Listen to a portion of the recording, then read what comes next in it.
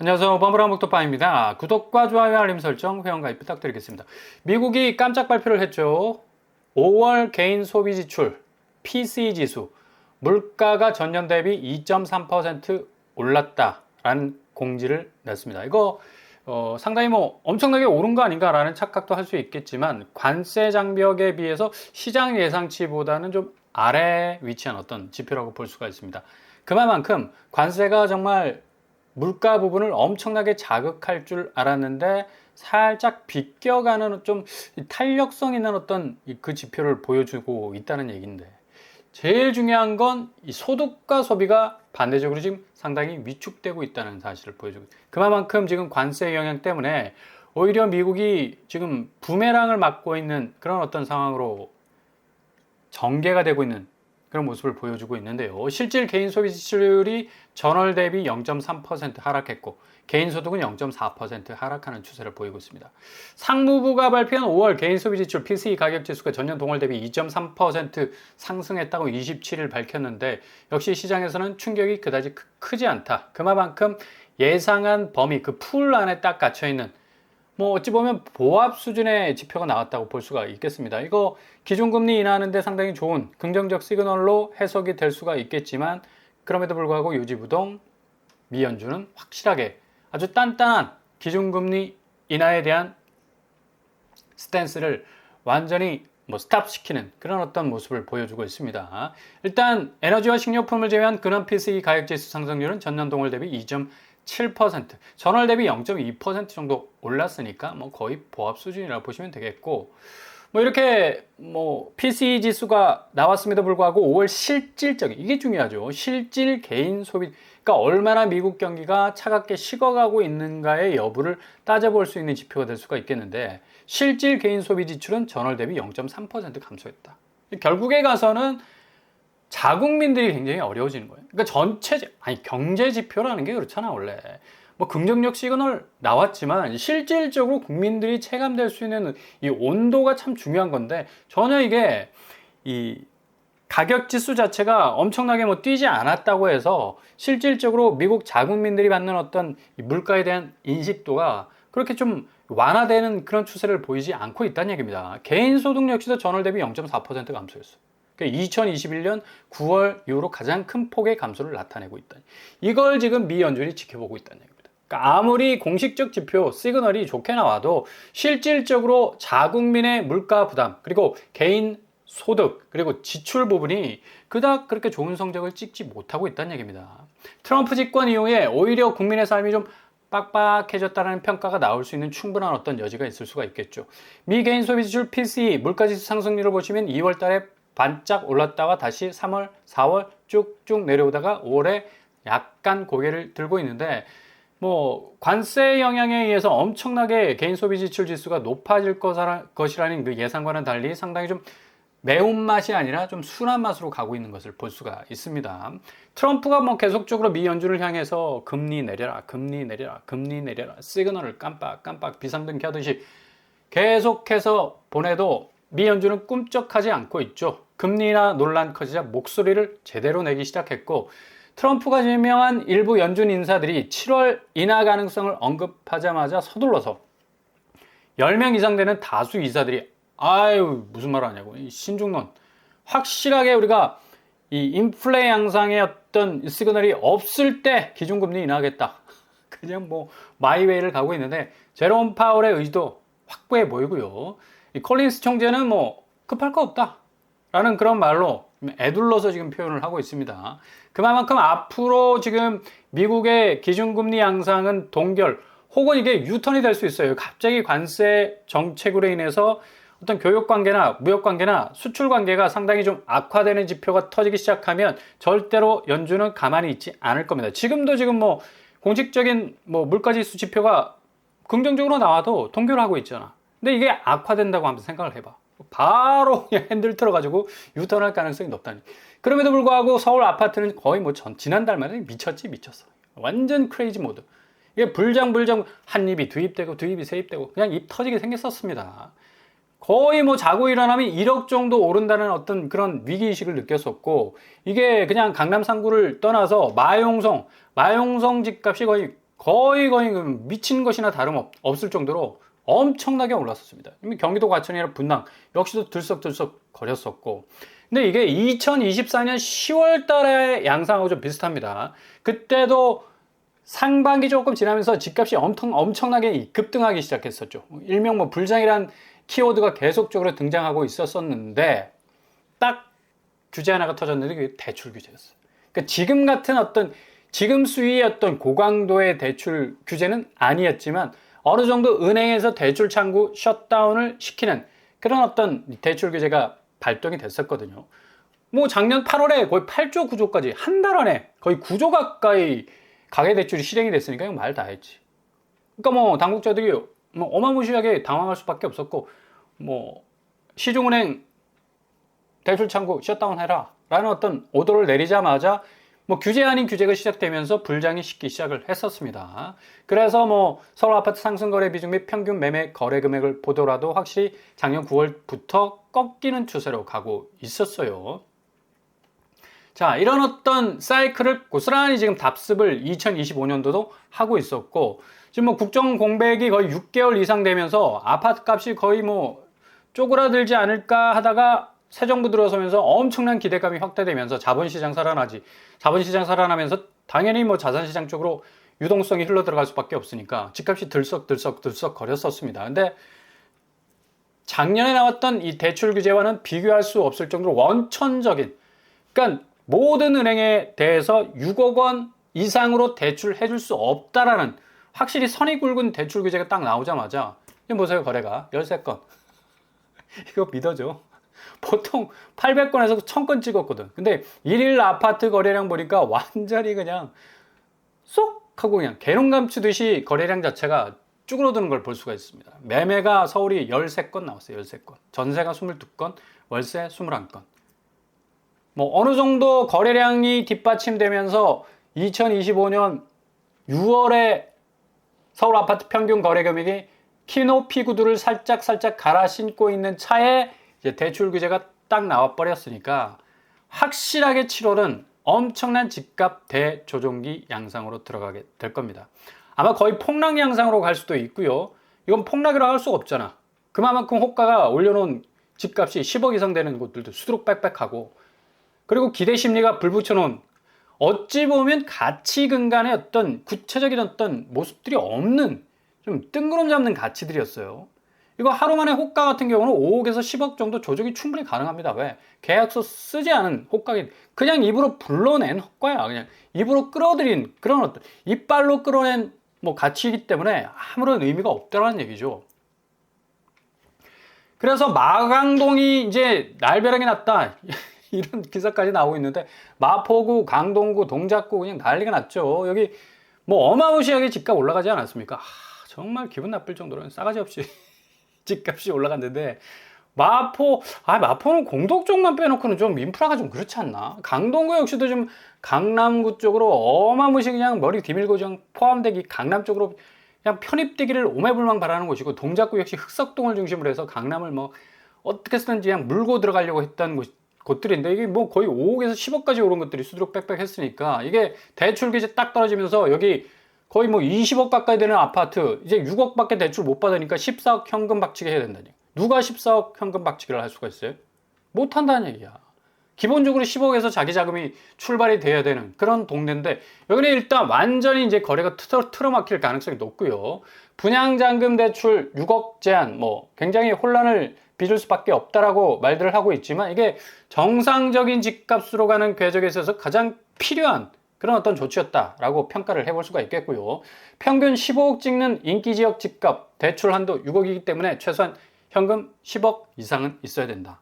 그러니까 분양시장도 대출 규제 대상들이 이제 적용이 되기 때문에 중도금 대출로 6억 받았으면 잔금 대출 더 이상 못 받아. 예. 이 점은 확실하게 좀 찍고 가셔야 됩니다. 이거 잘못 기억하지 못하고 뭐 무턱대고 들어갔다가는 큰일 날 수가 있어요. 그래서 지금 호가가 뭐 하루 이틀 사이에 27일 날 발표됐잖아. 그죠? 그러면서 이제 하루 이틀 사이에 호가가 쭉쭉 내려가기 시작. 마포자의 힐스테이트 라첼스가 뭐 30평대가 23억, 24억, 25억 정도 했는데 뭐. 그죠? 여기 분양가가 17억이었어. 근데 지금 거의 뭐 6억 정도 올랐네. 어마무시하다. 그러니까 이렇게 이 마포 쪽이 참 이해할 수 없을 정도로 그냥 거의 엄청난 속도로 올라섰습니다. 결국에 가서는 이제 대출 규제로 인해서 분양가 수준으로 내려갈 가능성 높고, 그리고 서울숲 아이파크 리버폴에 여기도 성동구 쪽이죠. 여기 뭐 20평대가 25억이야. 어마무시하죠. 뭐 여기도 결국에 가서는 분양가 수준으로 내려올 가능성이 높습니다. 결국에 가서 이번에 나온 628 대출 규제가 주담대 만기 이제 30년, 10년 줄게 되고, 주담대 한도 6억 제한하게 되고, 생애 최초 LTV도 80에서 이제 70% 축소.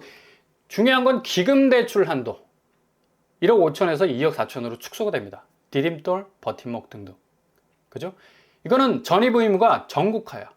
전국 기금 대출자는 무조건 6개월 내 전입 필수입니다. 지방이라고 해서 해당 사항 없네라고 생각하시면 안 된다는 얘기. 그리고 일시적 2주택자, 기존 주택 6개월 내 처분해야 되고, 상당히 아마 유사 일례를 찾아볼 수 없는 고강도 규제라고 볼 수가 있겠어요. 그렇다면 기존 계약자 어떻게 될까? 628 이전에 계약하신 분이라면 기존 규제 적용 가능성 있습니다. 그리고 기존 주담대를 내가 대환했다. 아니 내가 옛날에 대출받은 거 대환했는데 기존에 그 규제를 적용받지 않겠습니까? 아닙니다. 신규로 간주됩니다. 대환도 조심해야 돼. 그리고 청약 당첨자 잔금 대출, 요게 중요합니다. 자, 잔금 대출이 새 규제를 적용을 받을 것인가 아니면 이전의 규제를 적용받을 것인가, 그 기준은 모집 공고일 기준 적용이 됩니다. 요게 딱 걸린 게 지금 OTL4가 서울 성동구 성수동에서 분양을 한 아파트죠. 뭐 10억 로또라고 불리고 있는데, 여기가 27일 날 규제가 나왔는데 26일 날 모집 공고를 했어. 와, 신의 한 수네, 신의 한 수. 어마무시하게 진짜 엄청난 예지력을 발휘했는지는 몰라도, 아무튼 모집 공고가 28일 이전에 나왔기 때문에 청약 당첨자 잔금 대출은 이전 규제 이전에 적용을 받게 된다는 얘기죠. 그래서 무주택자라면 어느 정도 착실하게 좀 준비해 오신 분이라면 그래도 어느 정도 좀 가능성이 있어 보이는데, 글쎄 지금 이거 뭐 전세 세입자 구에서 전세 보증금으로 돌리기에는 좀 굉장히 지금 규제 자체가 바뀌었기 때문에 이 규제는 또 어떻게 적용될지 몰라요. 좀 모호한 면이 있기 때문에 아마 차후에 이 시행사를 통해서 다시 이 설명이 나올 것으로 예상이 되겠고요. 그 다음에 수도권과 지방 뭐 확실히 차이가 나죠. 만기가 10년 차이 나고 생애 최초도 한 10% 차이 나고, 기금 대출 한도는 최대 2억 4천까지 가능한데, 기금 대출을 받으면 무조건 수도권 지방 할 것 없이 동일하게 전입 의무가 발생한다는 사실 기억하실 수 있길 바랍니다. 뭐 보금자리론, 디딤돌 대출, 신생아 대출 사용하는 모든 사람 6개월 이내에 해당 주택으로 전입해야 합니다. 그래서 이거 잘못 오해해가지고 계산기 잘못 두드리면 큰일 나. 전세 끼고 갭 투자 못해. 부모 명의로 집 사놓고 실입주 안 하면 페널티 엄청 실입받습니다. 대출 회수당해요. 그러니까 잘 지켜서 파악을 하셔서 실행에 옮기셔야 된다는 얘기예요. 실수요자라면 일단 뭐 자기 자금이 더 필요한 시기고, 무리해서 대출 아니 솔직히 6억 대출인데 5억 이상 대출받기 힘들잖아, 솔직히. 그죠? 아니 대출을 해준다고 하더라도 은행에서 5억 이상 대출 받으면 한 달에 원금이자 최소한 250은 나갈걸? 어마무시한 대출 금액입니다, 이거. 그죠? 그러니까 무조건 초기 비용 잘 줄이셔야 된다는 얘기고, 6개월 내 실거주 조건 요것도 잘 살펴보셔야 되고, 제가 늘 뭐 분양이나 뭐 공공분양이나 무슨이 항상 5억 이하만 소개시켜 드렸어. 왜? 분명히 이런 규제 나오기 때문에. 결국에 가서는 기존의 이 신기루만 가득한 이 집값 정상화로 가기 위해서는 수도권과 서울 집값은 4, 5억이면 됩니다. 충분합니다. 일본하고 지금 뉴욕 보세요. 뭐 센트럴은 뭐 어마무시하게 뭐 그 빌딩 값이나 뭐 그런 건 비싸겠지만, 조금 벗어나면, 그 센트럴에서 조금 벗어나면 아니 3, 4억이면 살 수 있다니까, 집을. 근데 우리나라에 이거 뭐야 지금? 쓸데없이 부동산 시장 콘크리트 밑에 그냥 자본을 다 묻어두고 있는데, 이게 이제 유동성이 싹 흘러가지고 자본시장으로 가고 좀 지방으로 좀 흘러가고 여러모로 좀 부동산에 몰빵하지 않고 좀 흩어질 수 있는 그런 어떤 분위기가 될 때 집값은 정상적으로 돌아올 수밖에 없는 겁니다. 그래서 디딤돌 대출, 보금자리론, 신생아 특례 대출 받는 사람들은 좀 잘 살피셔야 되겠고요. 이번에 이 서울에서 6억대, 20평대인데 6억대 아파트가 지금 터지고 있잖아. 이제 이런 어떤 분위기가 고스란히 이제 흘러서 구축 시장도 분명히 이런 어떤 이 집값이 손에 닿을 듯한 어떤 이 수익까지 내려올 것이 분명합니다. 공릉동에 위치한 아파트인데요. 신축 아파트입니다.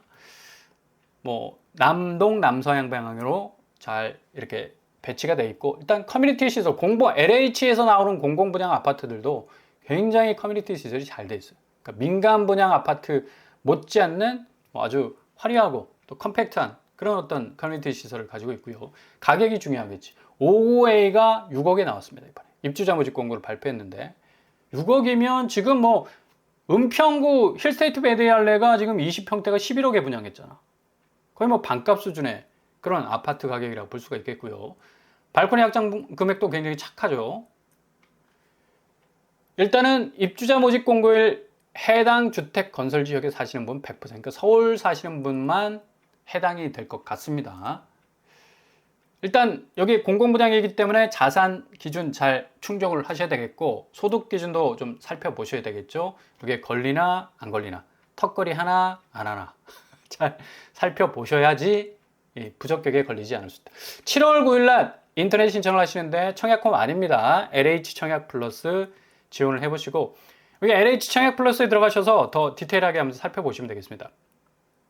일단은 뭐 요새 뭐 공공분양 뭐 너무 잘 빼죠. 거실 굉장히 좀 스페이스가 확실히 공공분양은 넓어. 그죠?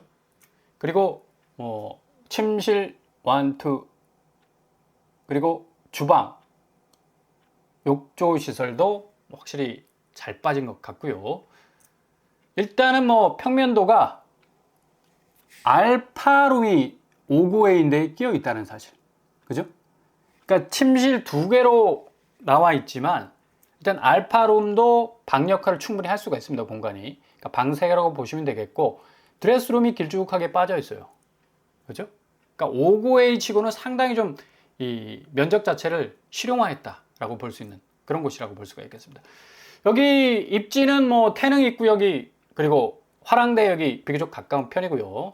일단은 뭐 지하철 7호선이 가깝게 지나고 5호선도 6호선도 좀 지나는 그런 위치에 있기 때문에 6, 7호선이 비교적 아주 가까운 그런 거리에 위치해 있고, 태릉이라는 또 숲새가 딱 뒷받침을 해주고 있어서 굉장히 좋은 곳이라고 볼 수가 있겠습니다.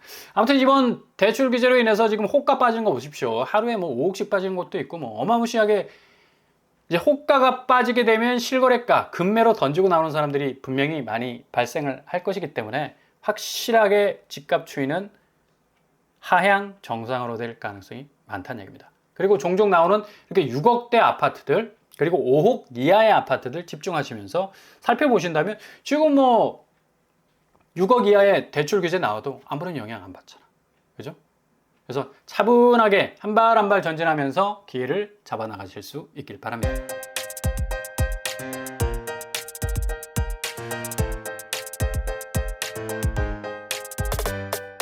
오늘의 부동산 캐릭터처, 미국의 지금 기준금리 동결, 오히려 유턴해서 기준금리 인상할 가능성도 높아 보입니다. 미국의 경기 자체가 어떤 방향으로 흘러가느냐에 따라서 앞으로 주담대 금리도 절대로 내려올 가능성 없습니다. 이렇게 지금 대출 규제가 6억 딱 묶여 있는 상황에서는 지금 엄청난 불장불장이라고 외쳤던 강남 3구와 마용성은 상당히 하방 압력을 받을 것이 분명하고, 이게 실질적으로 5, 6억대 하는 노도강이나 금강구로 풍선 효과가 일어날 가능성도 높은데 7월에 얼마나 획기적인 공급 발표가 이루어질 것인가에 따라서 뭐 그런 어떤 풍선 효과도 잠잠해질 가능성도 충분히 있다는 얘기죠. 아무튼 잘 지켜보시면서 기회를 잡아 나가실 수 있길 바랍니다. 오늘도 응원합니다. 항상 여러분의 길이 꽃길만 되실 수 있길 바랍니다. 이상으로 뻔뻔한 북돋방 마치겠습니다. 구독과 좋아요 부탁드립니다. 감사합니다.